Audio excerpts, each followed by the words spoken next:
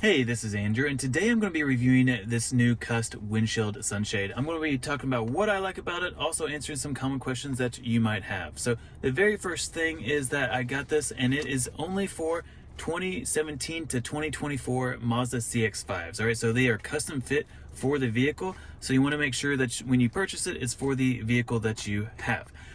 Something else here that you should know is that it obviously keeps the sun from actually hitting your dash. You can see up here where the sun's just beaming down on this dash, so it protects your dash, but also at the same time keeps your car cool. So I'm gonna go ahead, take it out of its bag, and show you how to set it up.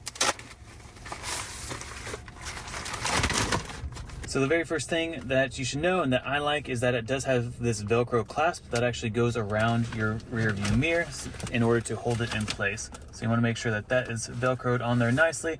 Also, you have your visors here that you can put down. Now, before we actually do that, I wanted to show you make sure that you actually have the reflective silver lining here pointing towards the sun, because that's of course what's going to actually help reflect. And then this black vinyl is going to be on the inside of your car. And then you just simply move those down like that, and voila, easy as that. Now it's going to keep your car nice and cool.